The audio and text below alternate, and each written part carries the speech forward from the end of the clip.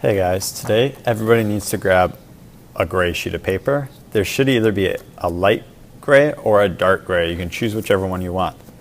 You also need to choose 3 different colors.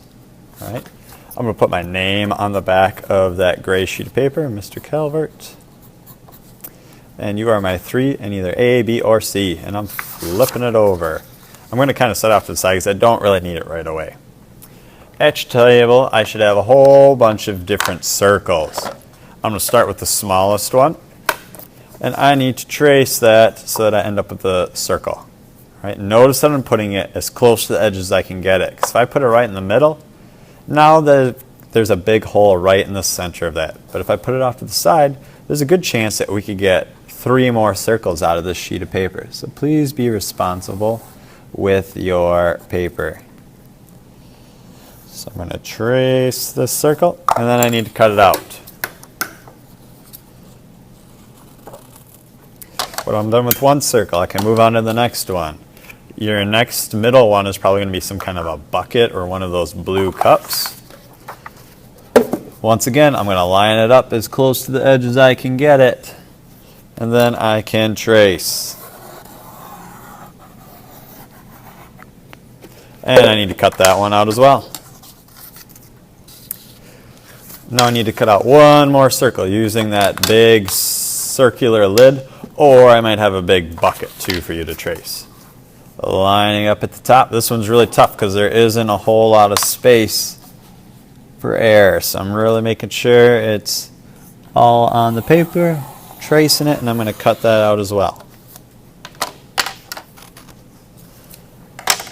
Alright, now that I have all 3 circles cut out, I can throw away my itty bitty scraps. My big scraps, like these, can all go back in the scrap bin so we can reuse them.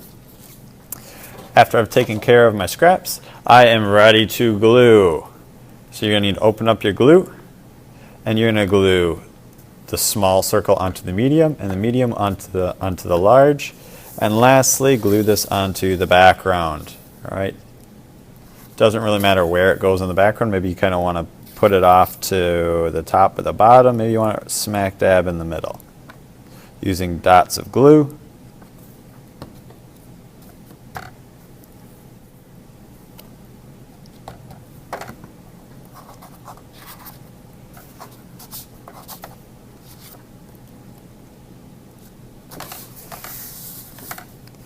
When you're done making this thing that kind of looks like a target, this is going to go in the drying rack. Please make sure to put your scraps away like I said, but you're not finished. Next, you need to grab a worksheet off of the front table. You're probably not going to finish the worksheet today, and that's okay. We're going to have some time to work on it next class as well. So I'm going to put my name at the top, Mr. Calvert. And this is going to be a worksheet to create symbols that are going to go on our background, kind of like we saw with the RETNA's work. So you're going to be making your own symbols. The first one says, what is your name? So you're going to end up writing your name twice right away, Mr. Calvert. Then it says, create a symbol for your name. All right, so you need to think about what do you want your imaginary symbol to be that you want to represent your name. So if you're creating your own alphabet, what would your letters look like? So for Mr. Calvert, I'm going to do something like this. So it's an M and a C. So that's probably the easiest way to do it because you can actually combine letters. Number 2, what are your 7 favorite things to do in your free time? Create a symbol for each thing. So I'm going to create a list of my 7 favorite things to do in my free time. And then I'm creating a symbol to go along with them. So maybe I want to do running. So my symbol could actually be somebody running.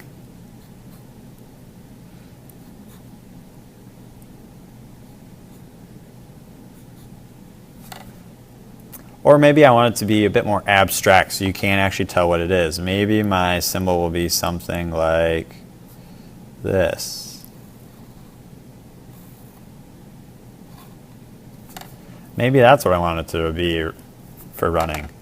Doesn't look like anything like somebody running, but that's okay. So your symbol could either be more lifelike looking, like it actually looks like somebody running, or maybe it's just really abstract.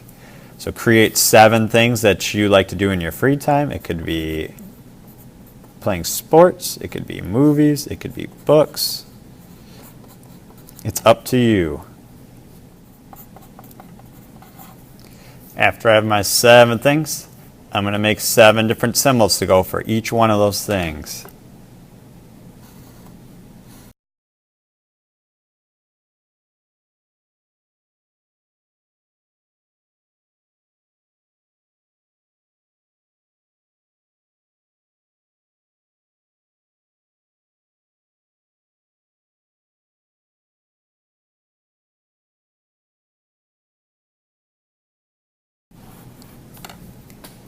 All right, so if you can make it this far, that's awesome for today. I started off by doing my big bullseye, making sure to use those 3 tracers.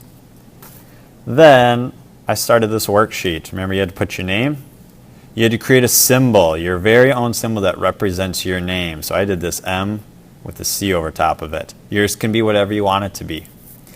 Then you have to do your 7 favorite things to do in your free time. Write them down so I know what they are. Then you're creating your own symbol for them. All right. Remember, it can look kind of like what the actual thing is, or it can really be abstract and just some lines and shapes. I wouldn't try doing something super duper detailed though. Like I wouldn't try to draw a person that's running with an actual shirt and get super detailed, because you're going to have to do this, draw these symbols over and over. So you don't want it to take you forever. Like something like this would take way too long. You want it to be something really quick and easy when you're drawing these. You'll notice that there's a backside, but we will work on this next time.